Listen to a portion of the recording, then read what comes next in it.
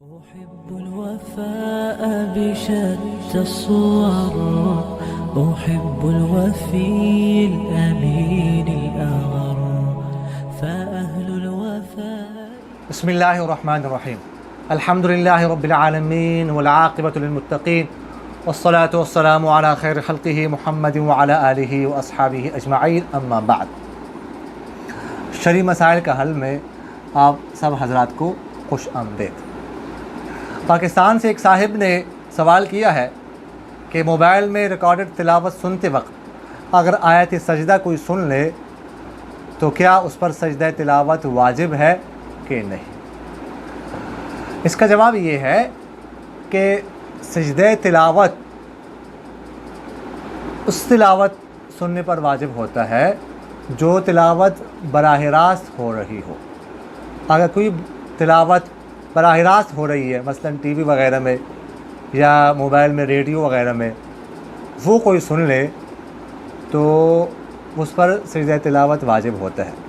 لیکن اگر کوئی تلاوت ایسی ہو جو پہلے سے ریکارڈ ہو چکی ہو، اس کے بعد کوئی سن رہا ہو، براہ راست تلاوت نہ ہو رہی ہو، تو ایسی تلاوت سننے پر سجدہ تلاوت واجب نہیں ہوتا۔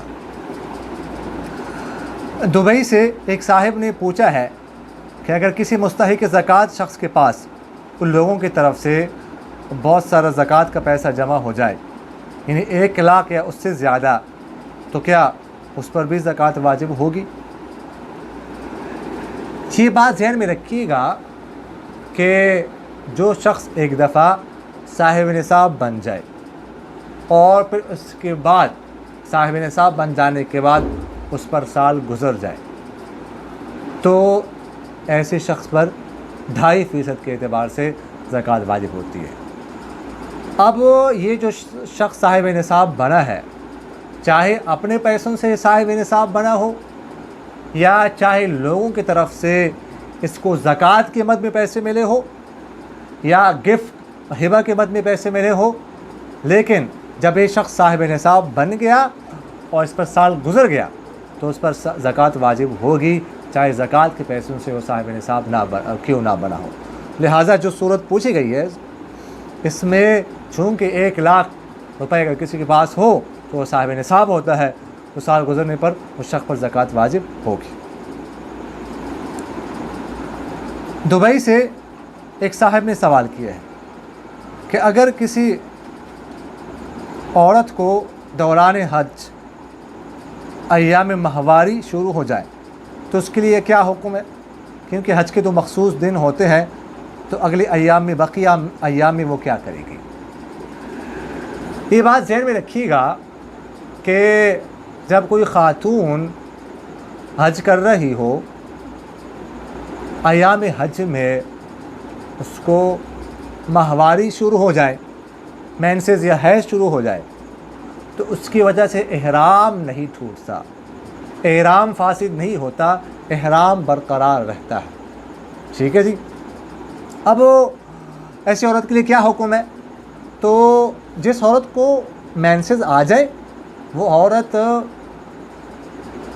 مسجد میں نہیں جا سکتی، یعنی مسجد حرام میں نہیں جا سکتی، اور اس کے علاوہ طواف نہیں کر سکتی۔ وہ طواف چونکہ مسجد میں ہوتا ہے، مسجد حرام میں ہوتا ہے، اس لیے وہ طواف نہیں کر سکتی۔ اس کے علاوہ باقی جو حج کے ارکان ہیں، باقی جو کام ہے وہ کر سکتی ہے۔ مثلاً وہ عرفات کے میدان میں وقوف کر سکتی ہے، میدان عرفہ جا سکتی ہے، مینا جا سکتی ہے، مزدلفہ جا سکتی ہے، لیکن طواف زیارت یا دیگر جو طواف ہے وہ نہیں کر سکتی، اس لیے کہ طواف کے لیے مسجد میں جانا پڑتا ہے، مسجد میں وہ نہیں جا سکتی۔ اسی طرح اگر ایک خاتون مدینہ منورہ جاتی ہے تو مدینہ منورہ میں بھی وہ مسجد نبوی بھی نہیں جا سکتی، اس لیے کہ مسجد نبوی چونکہ مسجد ہے، اور جیسے میں نے آپ سے عرض کیا کہ وہ مسجد میں ایسی خاتون نہیں جا سکتی، تو باقی جو حج کے کام ہے وہ کر سکتی ہے، اس میں کوئی حرج نہیں ہے۔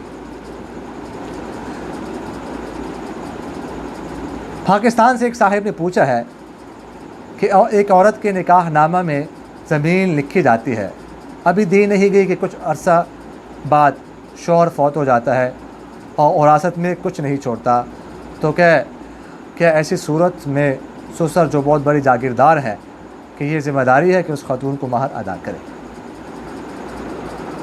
یہ بات ذہن میں رکھیے گا کہ جو بیوی کا مہر ہوتا ہے وہ شوہر کے ذمہ لازم ہوتا ہے اس کو ادا کرنا۔